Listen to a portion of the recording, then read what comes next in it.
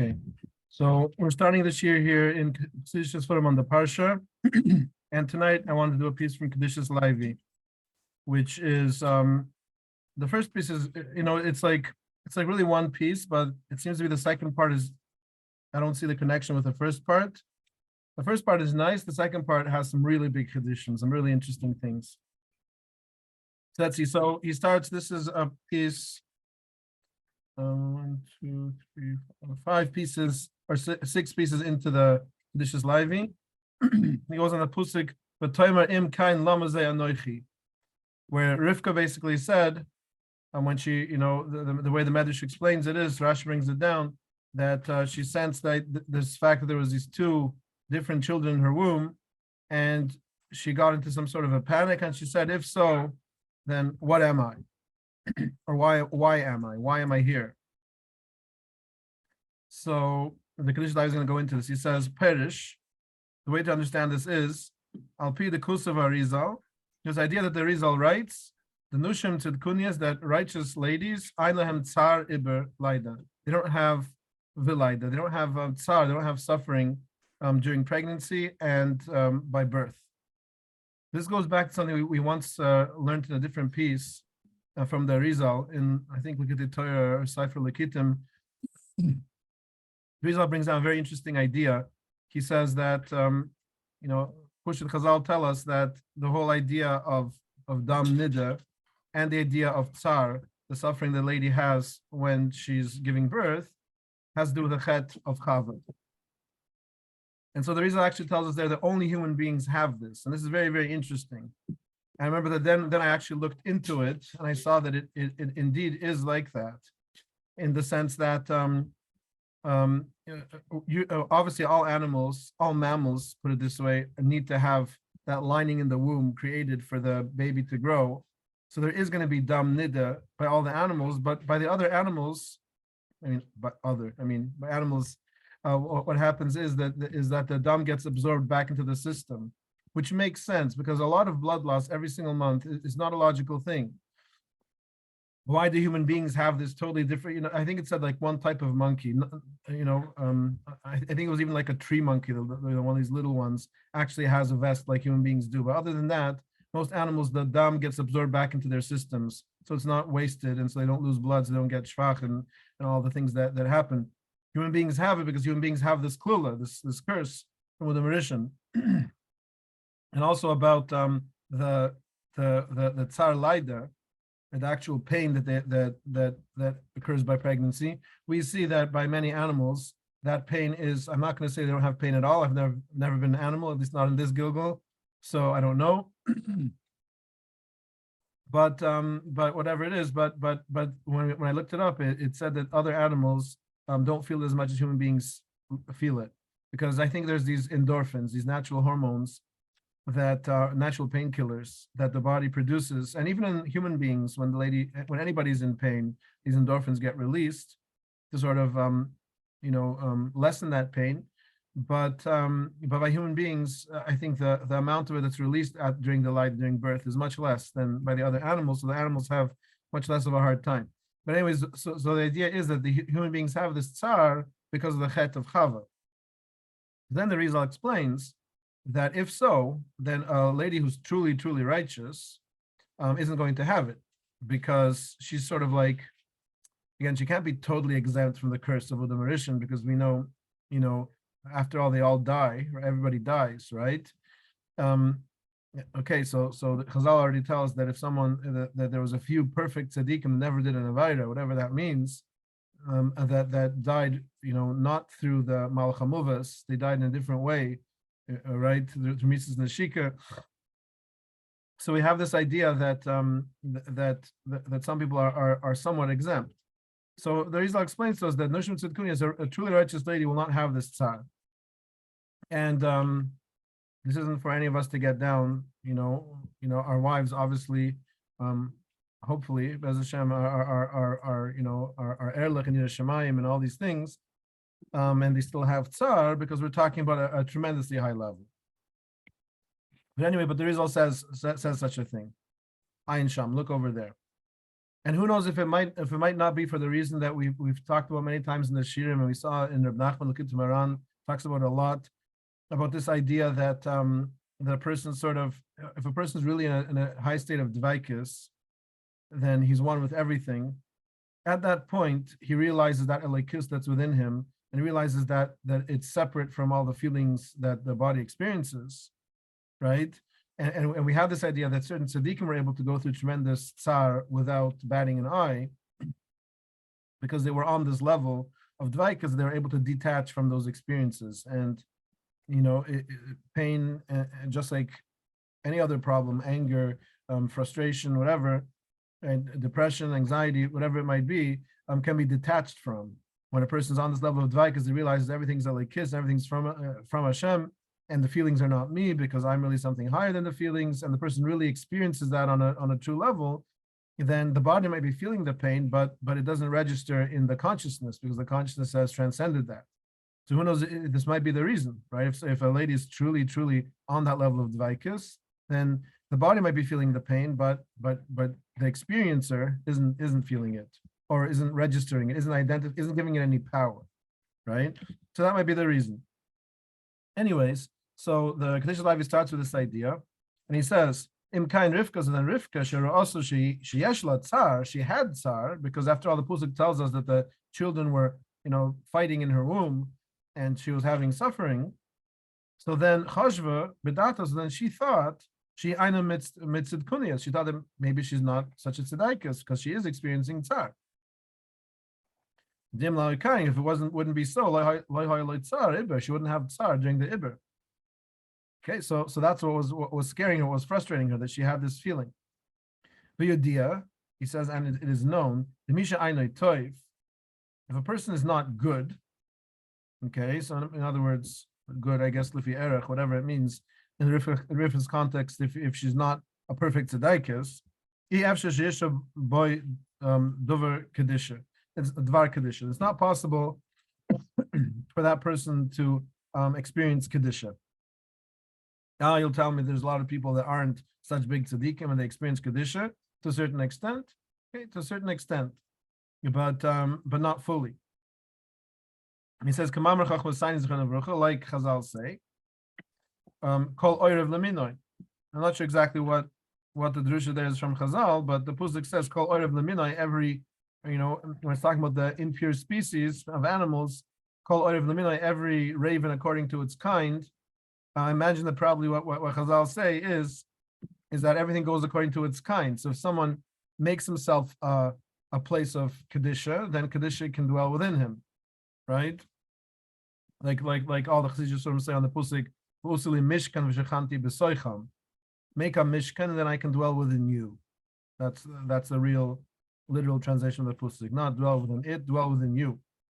So the idea is, if a person makes himself a mishkan, he makes himself a kaili that's kodesh, then the Kedusha can dwell within him. But if he's a kaili that's not kodesh, well, then it's incompatible. It doesn't fit, right? So he says, so the Chazal said, this is a medrash in Parshas Rabbah, Rashi brings this down, that when Rivka would pass by Butei Medrushas, place where they learned Torah, Yaakov wanted to come out. And of course, he doesn't say the rest, but then it says that when she walked past Butei Avodah Zura, then Isa wanted to come out. So this was this whole fight that was experienced within her womb. He says, Im Kainer also, then she saw, Sheyesh Bikirba Ben Echad, she saw that she has within herself one son, Shimim Makor HaKadisha, that is holy. Because why is it that one son is getting all excited when they're passing by a Bes Medrash? Right? It must be that she has one son that's holy. But what's going on? If she's not holy, if she's experiencing tsar, then how could you have a son that's holy? It's incompatible. Right? So he says, so it seems to be that whenever she passed by Mukam Kedusha, a place of Kedusha, then Yaakov wanted to come out. The idea, and it's known, he says, the Makor Kedusha Nikra Anoichi. The Makor of Kedusha is called Anoichi. What this means is, Pushib Shat, Pushid Soit, is the Zohar Kodesh tells us that the Seres Dibber is connecting the 10 spheres. So the first of the Seres Dibber is Anoichi Hashem Elokechu, goes on Keser. That's why the first one is not expressed as a command. The other ones are all expressed as commands. The first one, so we learn out from it that the first of the Seres Dibber is to believe in Hashem, but it doesn't say believe in Hashem. It says Anoichi Hashem Elokechu, I am Hashem your God. It's not expressed in command form. That's because Keser is always Yitzim in the cloud. It's always different than the other spheres because it's much higher. It transcends all of them. That's why parallel to this we have this idea, right? In the Medrash in the what's it called, the Mishnah in Pirkei Avos, where it says Basura Mamuris Nivro Olam. The world was created with 10 sayings, and what are they? They're the 10 Vayomer Lekims in the first Parak and Brashis, but there's not 10. There's only 9. That's the problem everyone asks. So Nachman famously says, well, Chazal already say, Brashis nami mamarhi. That the word, the first pusik, Brashis word lekim as Shemav is also a mam, is also a statement. So the question what that is, but it's not expressed as a statement. It's not vayomer lekim. So what's going on? So Nachman explains in the Kitim Baran, he says that the word is exactly the idea that we're talking about now. That since Keser is so high, it transcends all the rest of them. So the other ones are expressed as statements because they're sort of brought down to a more physical level. Whereas the first one is not expressed as a statement because it's Keser. Keser is concealed from all. So that same way, we understand this too, that they're Seres Dibris. All the rest of them are expressed as explicit commands because they're lower. But the first one is not expressed as a command, even though it implies a command. But it's not stated in command form, because it transcends the idea of commands. In other words, when someone's holding on the level of Keser, you can't even, there's not even a question of should I believe in Hashem, should I not believe in Hashem? It doesn't even make sense, right? Because someone's on that level of Dvaikus, of Keser, it's like asking a person, do you believe that do you believe that the sun shines, and do you believe that it's dark at night? Well, obviously, right? Because you don't have to believe it because you see it, right? So that's why it's not expressed as a command, that Anoichi. Anyways, that Anoichi Hashem Elokechu goes on Keser. There's also deeper Torah on this too, because Anoichi is I, right? And the Leishim has a whole shmiz where he says that what's the difference between Anoichi and Ani? Because both those words mean I. Well, the word Ani means I beprat, I as this person that I am, right here, right now. With all the malbishim, the way that Elokus is being expressed through my particular individual. So Ani is an individual I, whereas Anoichi is the klulis dika I. That's the I, Kavyuchol, the experiencer of all the experiences, the one thing that truly exists and then manifests in multiple forms, which is Elokus itself, Kavyuchol, right? So Anoichi goes on that Elokus itself on the deepest level, and so that's what he says here. That Anoichi is the Makara Kedusha. And he says, Anoichi Hashem Elokechu. That's what it says, Anoichi Hashem Elokechu. It says, so this is the way to understand what's going on here in the Pusik. He says, the children were fighting within her. So she had tsar. She was suffering. Im kain she thought she wasn't good. But so then she said, Im kain lama zay anoichi. What does it mean, lama zay anoichi? So why is there this anoichi? Why is there this kedusha, this elikis that's within me? If I'm not good, I'm not a vessel for good. So how can good be dwelling within me? I know for a fact that it's so, because why is it that as soon as I walk by a Medrash, one of the children starts kicking, wants to come out? So there's a kedusha, there's an anoichi, there's an expression of elikis within me, right? So then that would, by definition, mean that there is kedusha there. That there's kedusha there, what's going on? So that's what she said. In kind, if it's true that I'm not good, what's this anoichi within me? What's this elikis? This general I of elikis that's being expressed within me. So then she says, Perish ben echad shemisava lekadisha. I have one son within me at least that desires kedusha. So then from this we see that this child is something that's coming from a holy place. How can he be dwelling within me? Shani aini toiva, if I'm not good, because I have this tsar laida, Right? Maybe actually tsar iber. Sorry, not tsar lida yet because it's still in the iber. She has this tsar iber. And the Kedushas says, "V'ashav lo Hashem Yisborach." Hashem answered her, "Shnai goyim bebitnaich." There's two goyim. There's two nations inside your womb. Yamitz, one will overpower the other, and everything that says in the pusik.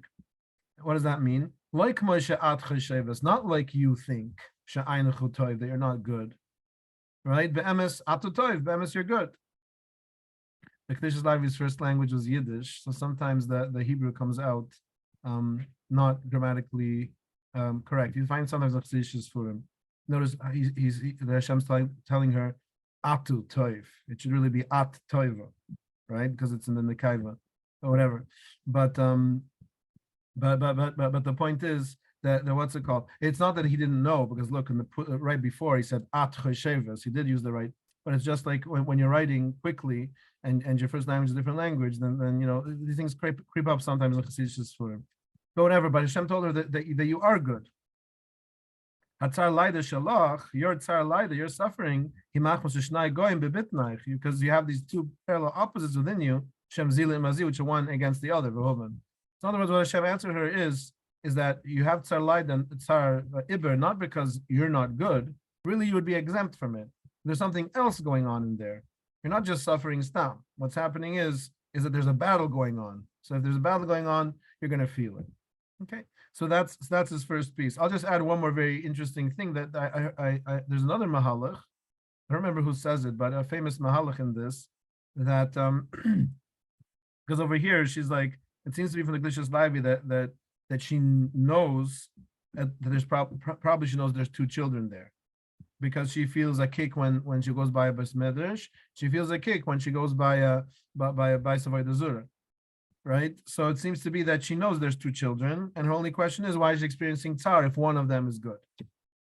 There's another mahalach that she didn't know it was two.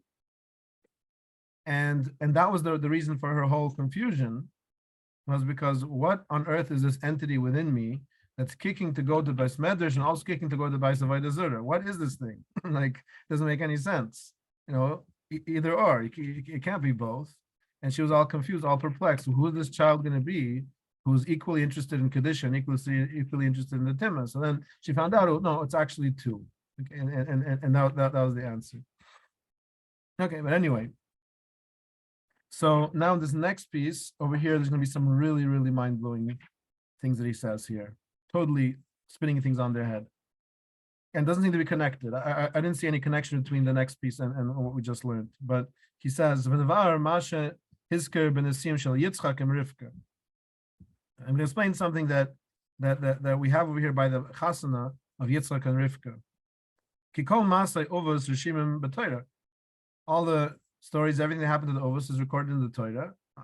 Probably not everything, but a lot of things are Medrushim, but whatever. And the Ovos, we have this idea of Masay Ovos Simon Labunim. Everything that happens to them is going to then sort of reflect us. This is like the archetype of experience. If you think about this and you really dwell on it, the lives of Avram and Yitzchak and Yaakov and their wives really contain every element of human experience that we can think of, positive and negative, joy, excitement, loss, confusion, struggles. Every aspect of human experience is contained within that. Obviously, there's human beings before them, and probably I would imagine that in some way other human beings, maybe Noach or and his sons or whoever it would be the archetype of all experience of all human beings. But since Klal Yisrael are descendants from Avraham, Yitzchak, and Yaakov, so they're going to be our archetypes, and their lives are going to then reflect for us. So he says, why did the Torah not talk about, if the story of the Ovos is so important, it's going to reflect our experience, you would expect that it would talk about everything that's important. So why is a chasna of Avram and Surah not mentioned in the Torah? It's not mentioned that they got married. The Torah starts, the Lech Lechu starts already after, right? They're already married. But by Yitzchak and Rivka and by Yaakov and Rachel and Leah, we see that their chasnas are talked about in the Torah. So he says, right? Avram, because Avram, when he got married, his name was still Avram. Vishma Surai, and his wife's name was Surai. So it was before their transformation to Avram and Surah. And the names are the shorish of the neshamas of those children that are gonna come out from there. When this kaimi bishmam, but Avram and Surah didn't remain with the original names. Likroy Avram Vesura. So the names were changed. Gam nishmusam nishtana, and there. So I said a little bit. I'm sort of skipping ahead because he's going to talk about how it affects the children. But so far, he's just talking about them themselves. A person's name reflects his neshama in a certain sense. So when a person, this is why sometimes I don't have any experience with this whatsoever. But certain mikabulim, I think mostly by the Sfardim, have some sort of a Masorah of understanding from the names if two people are compatible, and people usually go to them to ask, this is the name of someone who we're thinking of making a shidduch with someone who has a different name, and are they compatible, right? Because the names essentially show the essences, and the essences sometimes are compatible, and sometimes it's like dynamite, right? That doesn't, negative dynamite. It doesn't work out, right? So anyway, so when their names were changed to Avram and Surah, their own Rakhizdika essence got changed too, and their neshamas were different. So L'chain Hazivik shall Avram v'Surai loy nemer b'Torah. That's why the chasna of Avram and Surai was not mentioned in the Torah, because it wasn't relevant to anything. Because anyways, they're not gonna have any children until their names are changed, right? And when their names are changed, they're different people already. So there's no point mentioning it. Because they got transformed. One is Kaim Azivig, and their original chasana was no longer relevant, so to speak. In a way, it's sort of like sometimes you have there's a two people that, let's say two goyim, a man and woman, who are married, and they decide to be Megaya. There's a bunch of stories like this. My wife works with a lot of Kedushas to teach them Torah or whatever. So we have these kind of stories all the time. Then what happens is that after the Geirus, they need to have another chasana, right? Because now they're new people essentially. The original chasana when they were going, it has no halachic validity because they were different people. Now they're transformed.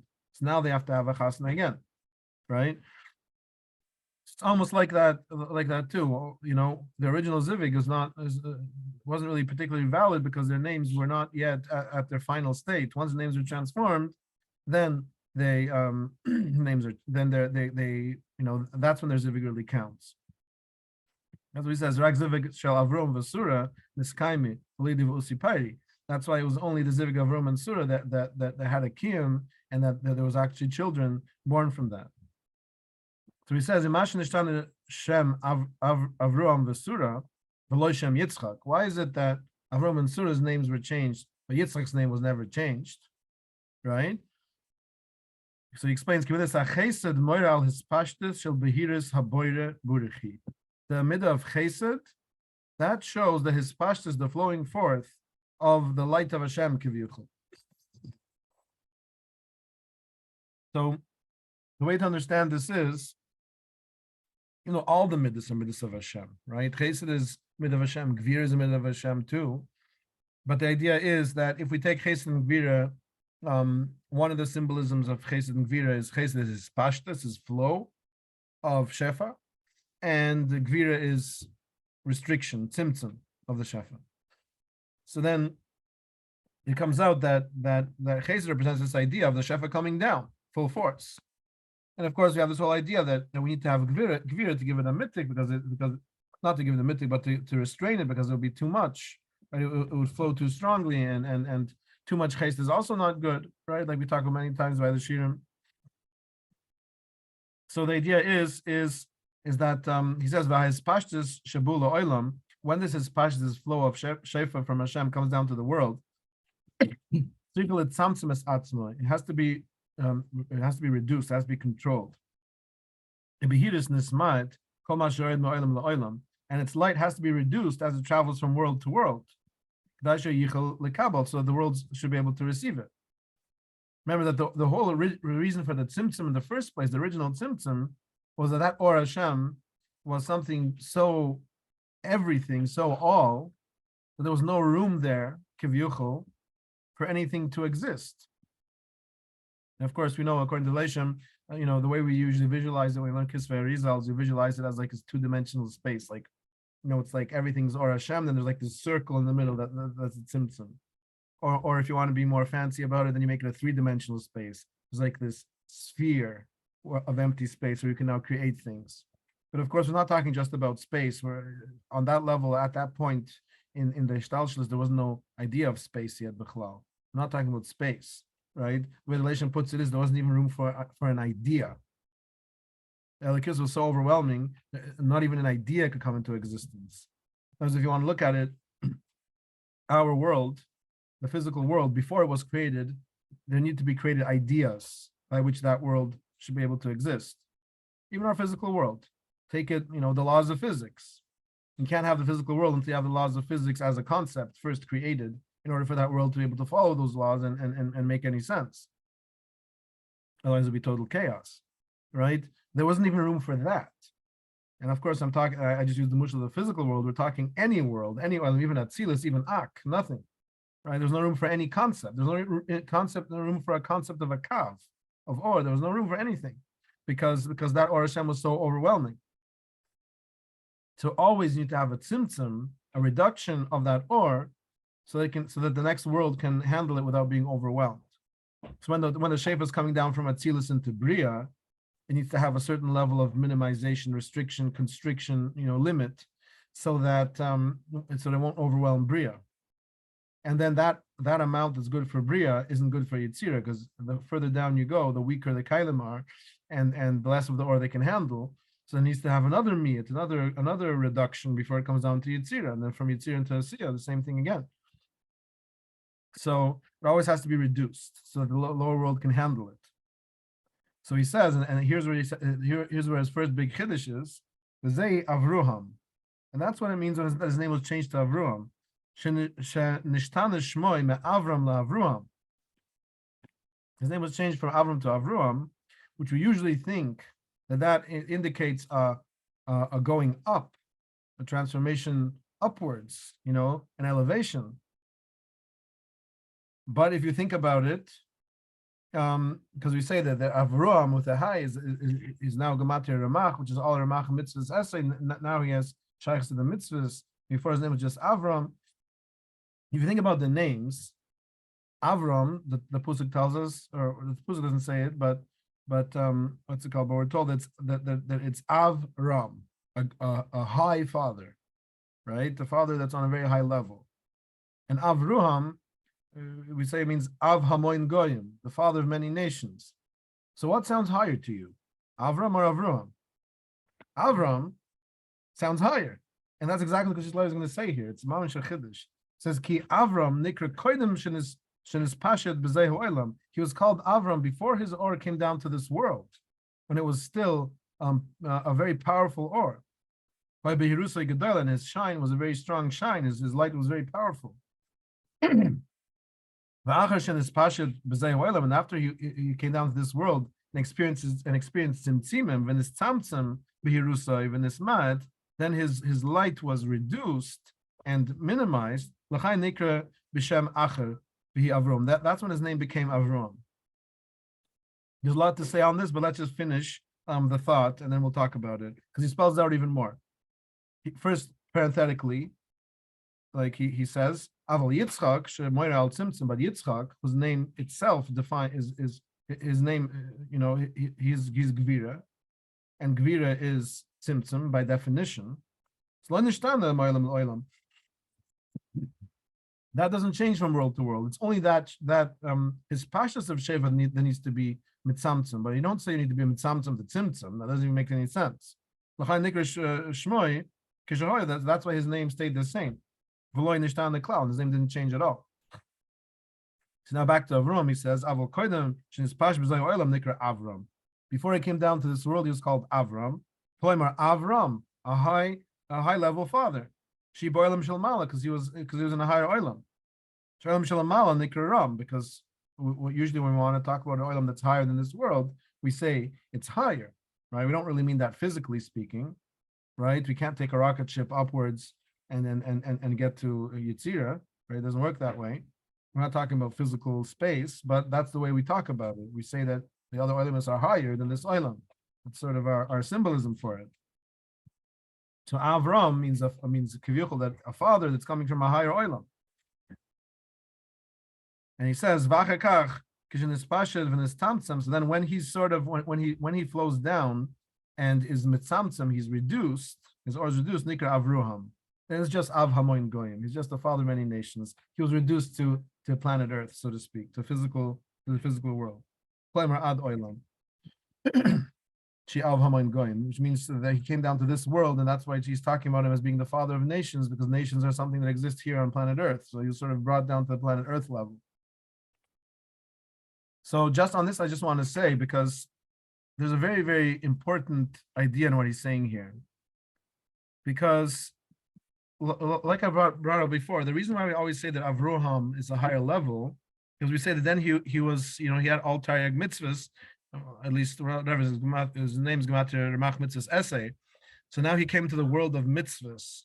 And so we think that means going up, going to a higher level. But the Kedushas Levi is saying the other way around.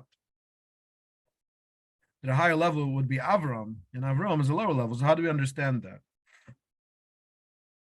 So the idea is like this. The idea is, and this is important because this is the whole yesod of Torah and mitzvahs, mamish. This is mamish why we're showing Torah and mitzvahs b'chlal. I have many different people that call me up with all different kinds of situations, and whatever. There was one person, a person who called me up and he said I should sort of help out his son because his son is a little bit not so strong in his Yiddishkeit. And so as I started talking to the son, so he was very, very, he didn't like the whole idea of Torah and mitzvahs. He wasn't at the point of abandoning them, but he was at the point of not liking them. And it looks like he had done some research about other spiritual systems or whatever it is. And he was saying that like these shamans and native cultures or whatever, they can get to high spiritual levels without all these restrictions. They can the mamish be flying and seeing visions and whatever else is going on over there. I don't even know. But so he asked me, so what's this whole thing with Torah mitzvahs? How does this help us? All it does is stress us out and make things difficult for us. So I told him that first of all, it's not true, because in all these different cultures, they have specific ways of doing things. It might not be as controlled as our Torah and mitzvahs, but they certainly have their ways of doing things. In one particular culture does things one way. I'm talking about meditations or spiritual things or ceremonies or whatever it might be. Another culture does it a different way, right? Buddhists do it differently than the shamans in the Amazon jungle, and who do it differently than the Hindus. Everyone does it a different way, right? So it's not true that they're mamish like doing whatever they want. They have a Messiah, whatever that means, of their own, and they follow that just like we follow the Torah. First of all, it's not true that they're just like so free and we're so restricted. That's the first thing. And then I told him, and this is the most important point, that or needs to be restricted, and or that's a spashtus, like we said, a flow that has no form, or without a kaili, is meaningless, right? You can't have an or without a kaili. That's one of the Chassidus in Kisvei Arizal, right? Is that every or needs to have a kaili to be able to express itself. Otherwise, it is of no significance, that or. Because the or that's without a kaili, it's as if it doesn't exist. According to the way that we were talking about recently by the Shirim, we saw things in the Kidybinski that sort of brought us to thinking about things a little bit deeper, and we sort of defined in just a very limited definition, because there's much more to it than this, but that the neshama is actually a verb. The neshama is actually what the body is doing by being, right? So that means the neshama is not taking any particular physical place in the body. It's not resting in the head or resting. Even though we say this meshulam, that the neshama is in the moyach and the riach is in the lev and the nefesh is in the liver. And I'm not saying that they're not associated with those places. Of course they are, but you're not going to cut open a brain and find a neshama there. Right, the neshama does not exist as a thing as far as the physical world is concerned. That's why, unless science somehow transcends the physical universe and accesses other levels of existence, which who knows if it could ever happen or not. Skeptical, but I don't know. But as long as they're trying to figure out the physical world and trying to measure the physical world, they'll never find the neshama because it doesn't exist in the physical world. It's just a pe'ila that makes life life. It's a pe'ila that makes that the cells are alive and they're dividing and doing whatever they're doing, and the organelles are transporting proteins and whatever else is happening, right? All of that is the neshama. So in other words, this is what the Rambam, everybody says. The neshama, you see it by you don't see the neshama itself, you only see its effect. Its effect is that there's something here that's alive somehow. A clump of organic matter is moving around and talking and seeing and thinking, right? But the neshama is really not something that exists in the physical world. It's a reality of existence that manifests as within ourselves. So then, by understanding that, so obviously then a neshama can't exist without a give. That's what the Zohar Kodesh tells us. Even when the neshama goes up into Gan Eden Atachta and Gan Eden Elyon, it always needs a give. It's not a physical give; it's a gift of whatever that olam is defined by. But some sort of a gift needs a kaili, or needs a kaili, or it can't just exist on its own. It could exist potentially, but it wouldn't mean anything because the kaili is how it expresses itself. In other words, my neshama, if it didn't have this body or a body, right, it would be something that is totally stagnant. It couldn't do anything because it's not in the realm of doing. An action, a verb, can only exist if there's a noun that's doing it, right? It can't exist on its own, or if it exists as some hypothetical idea that doesn't have any pe'ila. So because of that, you always need to have a kali to hold the or. So people, and not these shamans, because they have their own way of holding the whatever or they have. I mean, it's probably Sitra Achra type or, but whatever it is, it's being held in some sort of a kaili, which is their tradition, whatever it is, fine. But a person who decides, I don't want to keep Torah and mitzvahs because I want to be spiritual in my own way, which is basically what this person was sort of saying, right? Then you don't have a kaili for your or. Spirituality without a vessel, what are you going to do? Today I feel like meditating. Okay, I'll meditate today.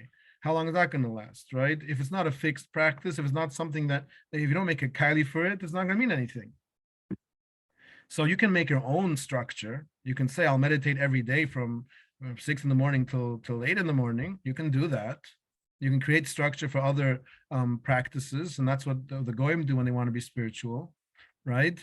But ultimately, if the kaili is of your own creation, who says it's compatible with that or that's coming down?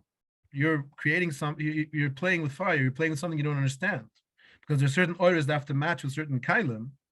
So you can't just start making your own kailim randomly and hoping that the or is going to fit into those kailim. That's why we have the Torah and the mitzvahs of the Torah, which are essentially designed as kailim to hold that or. So yes, it's a tzimtzum. Of course, we're reducing the or. But otherwise, the or wouldn't be expressible. Like this, it's expressible, and that's how we can use Torah and mitzvahs to grow in our avodas Hashem. So, is Avram higher? Is Avram higher? Well, it depends how you look at it. Avram is that or without a tzimtzum that's coming down. That's very powerful. That's a higher level in a certain way, but ultimately it can't express itself because or like that doesn't have a kaili, it doesn't do anything. Avram, when it's already in the structure of the Torah and the mitzvahs, then it has an expression, right? And I think is the depth of what's going on here. That Avram is or that's able to manifest, right? So that's why in a certain sense Avram is higher because or that's able to express itself, even if it's less or, is better than a ton of or that can't express itself because it would destroy the oilam if it would try to, right? Very good, very good. So someone chatted here, Shmuel Wolf. By the way, we have, Shmuel Wolf is new to our shirim, but yeah, very good, right? So in a certain sense, the shorish of the kaili is higher than the or, right? So that's also, it's the same idea, right? It's this idea of how do you look at something and how do you register higher or lower, right? It depends. Well, it depends how you look at it, right? Or it might be in a certain sense higher than the kaili, but the kaili needs to be able to hold the or. So in a certain sense, the kaili is higher than the or, right? It's like Raphaim Goldstein uses mush a lot of times. He says that if you want to pour water, you can use a plastic cup. But if you want to pour coffee, some people put it in a plastic cup, but it's not recommended because the plastic gets so squishy and it starts tasting like plastic. So you have to use a styrofoam cup. If you want to pour molten lava, you can't pour it into a styrofoam cup either. You have to have a cup made of rock or diamond or something. I don't know. I never tried to pour molten lava into anything, so I'm not experienced with it. But the point is that you see that that for a greater, that really the kaili needs to be stronger than the ore that it's holding in a certain sense, right? Because again, if the cup is made of something that can hold molten lava, that means it's stronger than molten lava. That's why I said diamond, which is the strongest thing I think that we know of, as far as I know, right? So the vort is that the shorish of the kai ultimately is higher than the ore. This is a deep concept, but yeah. Anyway, okay. So let's get to how this plays out for us, because this is how he sort of what he gets into. So he says v'lechain. So therefore, kodim shen is pashet b'zeh oil. So before that ore came down, the ore of Avram came down to the world. Told us couldn't have children. Is pashet b'zeh oilam. You can only have children when his name became Avram. Why? Because Avram has no expression. Avram is an ore that's too powerful for the world. And so there's no Kaili that can hold it. When he's Avram, that ore can have an expression now, and that expression is the Toldos, the children. And it's not, so now what about Yaakov, right? It says, V'Yaakov, Hamitzah, Banchnai Hamidus. Yaakov is between these two middas, because he's Tiferes, right? And so that means that Yaakov is something in between his pashtus and tzimtzum. Or the way Kedush Live is going to look at it, because l'choira between his pashtus and tzimtzum is just nothing, is just no action happening, which isn't really particularly useful. But the way he understands it is no, Yaakov has both, right? He's sometimes his pashtus, sometimes tzimtzum. So because of that, he says, he's between Chesed and Gvir Shmor al Pashtus with Tzimtzum. Mitzad Medusa Chesed HaYatzurich L'Shan L'Shmoi. Really, since he has that midah of Chesed, which is his Pashtus, and his Pashtus needs to be controlled, needs to be in this Tzimtzum, so his name had to be changed from Yaakov to Yisroel. But Ephes is like in Kedushas Live means like Avo, but. I don't know why he used a different word. He might make some higher kavanah to it. The Ephes Mitzad Medusa Hashniya, but according to the second midah, Sheyitzimtzum, which is Gvir, which is Tzimtzum, his name doesn't have to be changed because Tzimtzum doesn't need a change, like Yitzchak's name didn't need to be changed. That's why he never lost that first name Yaakov. His name was changed because he has a midah of Chesed, his pashtas, but you can use the old name because it's not a full change, because ultimately he's still midas Gvira too, which is Gvira doesn't require a Tzimtzum. So he says, therefore, Avram, so that's why Chazal say the one who calls Avram, Oiver Be'esei, is Oiver Mitzvah's essay, because in this world his name was changed, and Avram is not productive because Avram is an or that can't be held by this world. And he couldn't have children until his name was changed to Avram, because the name Avram indicates his pashtus, indicates that flow, and that needs to be but that's already once that flow is being held and reduced to be able to exist in this world. But Chazal say, but you're allowed to call Yisrael Yaakov. You're not over be'esei if you call Yisrael Yaakov. Because the name Yaakov never got fully deleted, so to speak. Right? Mitzad Lusa shiny, because if you say Yaakov, no one can scream at you. Oh, Yaakov was before the change, so it's an or that you have to be from the or so it can exist in this world. You don't say that because he's Tiferes. He has a midah of Gvira too. He has a tzimtzum within himself too, so you can use both names. Right? So you had tzimtzum. So his name really didn't need to be changed. And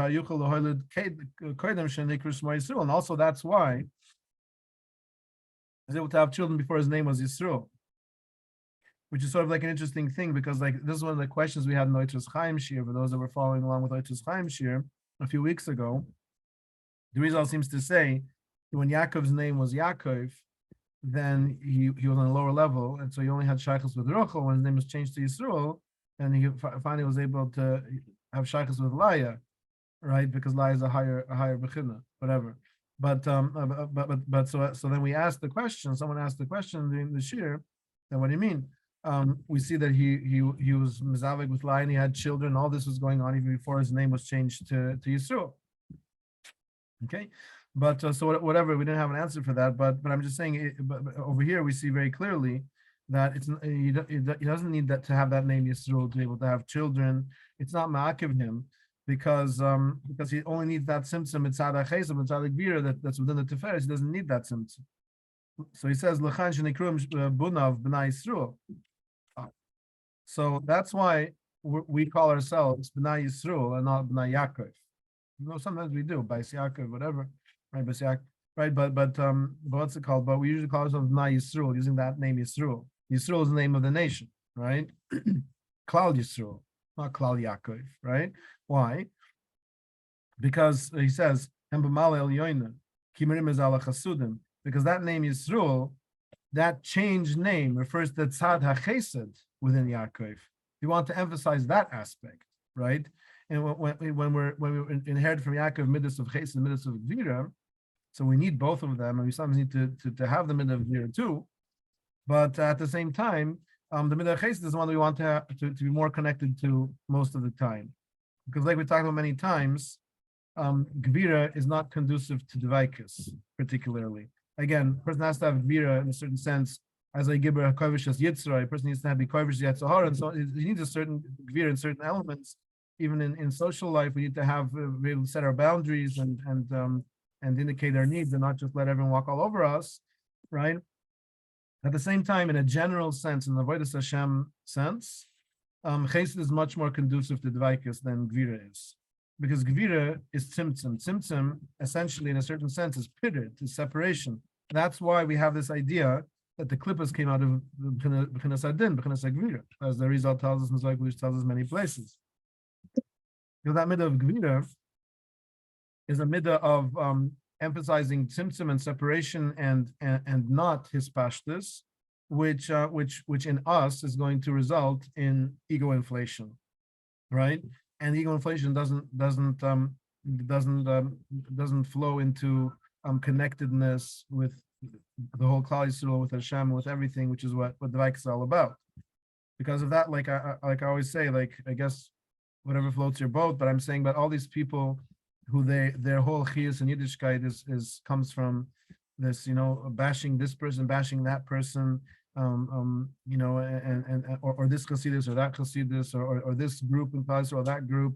Those people that's their whole, their whole avodah seems to be that. It's a big mistake because that's not going to get you anywhere. It's not going to get you to any advice, right? It might feel good because it's it's a rush to sort of be able to with a heter. It's not lashon hara because it's lita'elis, because these people are totally wrong, saying all kinds of things, right? That doesn't bring a person to interconnectedness with everything, which is what Dvaikus is. So because of that, we call ourselves Bnai Yisroel. I want to emphasize that name change, which is from the midas hachesed Rebbe Yaakov, to indicate that they want to have more shaykhs with that. And he says, that when we come down into this world, we want to have that symptom because we want to have that b'chinas hachesed.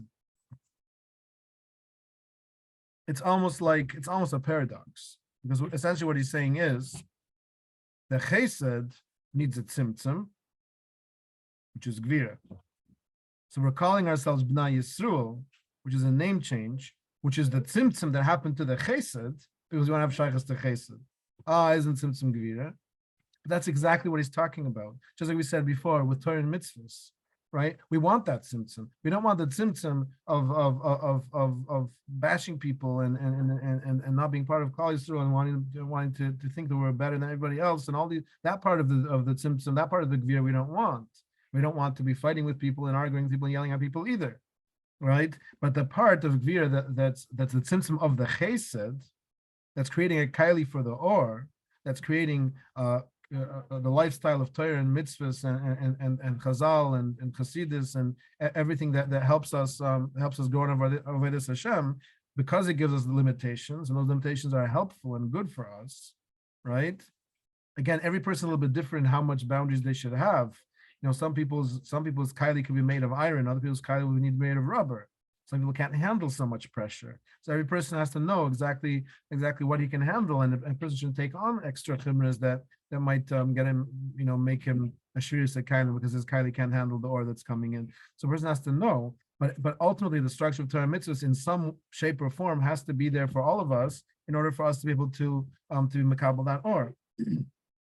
So we want to have the chasudim in the tzimtzum. We want to have the shefa, but we want to have that shefa in the bechina of exactly the amount that we need for us to be able to grow, and not more that we won't be able to handle. Okay. So he says v'zehi, and that's what the pasuk says. Kisarisim elikim, or whatever. Pusha means elihim because it means like the angels, right? But that Yaakov battled with elikim. But the way we're going to understand it's taka elikim, it means the mitzvah gvira. It says ki is gaber kivyuchol shetzimtzem bahavusay es atzmai. That he was able to be mitzamtzem himself, which is gvira, but he's being mitzamtzem the hava shaboy. He's being mitzamtzem the chesed, right? So he's really essentially working with chesed, but he's using that the midah of elikim to shape the chesed. He says, "V'zehi kad rechimusan aziza." He quotes episode. He doesn't go into it here, but he quotes here a few lines from a Gemara that says something like, I don't remember exactly what the cheshbon was. Something that the second in the Bais Hamikdash was less or smaller than the Mishkan or something. I don't remember exactly, but because I'll say over there that that if the love is very powerful, you don't need so much space. Like by the Chassidim, they used to say, a lot of times by Tish, it's really crowded, right? There's a lot of people pack in, and everyone's like all squished together, right? And so they say that when people don't like each other, the entire world isn't big enough to keep them separate, because they're always going to feel that they're too close to the other guy, right? But if people really love each other, they say you can fit 1 million people on one whatever you call them, the things on a fork, the spikes, whatever. There's a word for it. I don't remember. Prongs of the fork, right? You can fit like 100 people or whatever it is on one, if you really have a hav, if you really have chesed, right? Because if you have that dvaikis and you have that idea of connection, you have that idea of a klal, then that ahava sort of minimizes the discomfort, right, of having yourself squished and not having feeling like a sardine. But anyway, but that's the idea. So the idea is that when there's a lot of ahava, that ahava can be in a tzimtzum, and that tzimtzum is good for the ahava. So he says, everyone's mitzamtzem himself because of ahava. Think about a relationship between husband and wife, right? Or any relationship between people that love each other, best friends, or right, brother and sister, whatever it might be, right? If you really love the other person, then you will make certain compromises from your side. You won't insist on everything exactly the way you want. You'll talk about it together. If you have two things that you want to do the opposite or whatever it is, you'll talk about it, and one person will compromise one time, another person will compromise another time, whatever it is. Because if you really have a hava, then tzimtzum is okay, right? And that's what it means, and that's where the whole side of mitik hadinim also. It goes both ways. Tzimtzum achasuda mitik hadinim is essentially two ways of saying the same thing. It's saying that these two midas are both important, but need to be combined in the right way, right? So anyway, so he says, so that's what it means. Kisariso em elikim v'tichal, that you struggled with elikim and v'tichal and you succeeded. He says shehizgaber kol kach ahavusay b'Yaakov, because the hava for Yaakov was so great. Chakika metachas kisay kavoday. He's talking about Hashem's ahava for Yaakov, right? Was so great because Yaakov was engraved on the kisay kavod, like the Medrash tells us. That means a tremendous level of connection to Hashem. The kivyuchol Hashem was mitzamtzim his ahava to love us. And we're called bulim l'mukim, we're called children to Hashem kivyuchol, right? So in other words, now he's going to a whole new thing. Because so far you're just talking about tzimtzum of or. Now he's getting personal. Hashem is mitzamtzim himself to be able to love us properly, because Hashem's love, Hashem's infinite love, Kavyuchol, at its original form, could not be focused onto one person or individual or a nation or whatever it might be, right? Because it's so great. Hashem had to be mitzamtzem as a hava, paradoxically, to have that really close relationship with us, right? That's what we call a close relationship, right? Because it's tight. We say two friends, we're tight, right? Where does that come from? It literally comes from the idea that the hava needs to be mitzamtzem, right? So Hashem's hava needs to be mitzamtzem for the Klal Yisrael. It says kederech ha'av, like a father, mitzamtzem es sichloi lahavas b'noi. He's mitzamtzem his cycle, his intellect, because he loves his child.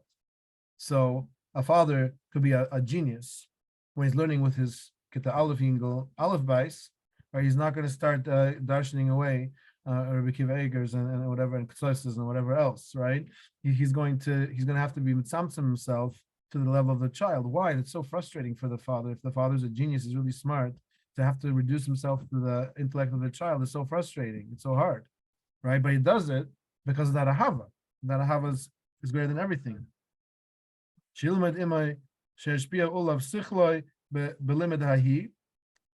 Because the idea is that the father wants to be mashpia his cycle to the child in this limit, right? And so Shahai Yisrael im Elikim, and so that's the idea of Hashem and the Klal Yisrael Kavyuchol also. That it's like the father who's teaching the child and needs to sort of mitzamtzem himself to go beyond the child's level. Hashem's ahava on the level of the Ein Sof is something that has no definition in our world. Our ahava that we have down here is such a reflection, so far away from the original, we can never comprehend Hashem's ahava in its original form. It will be totally alien to us, right? But Kavyuchol Hashem is mitzamtzem so much that we feel that ahava, like of ahava for that a son feels from his father. So it was reduced so much. Oh, reduced, that's so bad. No, it's so good, because otherwise we wouldn't be able to comprehend it at all, right? So he says, so he says, interestingly enough, and that's why Hashem has hanui, enjoys when we make a tzimtzum, right? How does Hashem enjoy when we make a tzimtzum? A person is kovish ziyatzahara, is a very hard thing, and he really works on himself, and he holds himself back. Hashem likes that. Why? Why does Hashem like it that the person is making his life difficult for himself, right? But the word is that since Kavyuchol, the whole idea is that the hava flows through tzimtzum, so because of that, Kavyuchol, there's a tonic to Hashem when we make a tzimtzum in that type of way, in a brachnizdika type of way, not in a chasshum klippa type of a tzimtzum. It says kamamar, like a pusik d'isha Yisrael asher b'chu yaspur. It says Kavyuchol that Hashem has this delight, this joy from the Klal Yisrael, and that's what it is. It has to do with the hava and a tzimtzum. And understand this well. Okay, so we'll stop here, Bez Hashem, and we'll continue the shiur next week, Bez Hashem, on regular schedule. Right, have a wonderful Shabbos, everyone. Shabbat Shalom. Shabbat Shalom, Rabbi. Chodesh Tov. Oh, Chodesh Tov. Yeah, go to everyone. Good Chodesh. Thank you.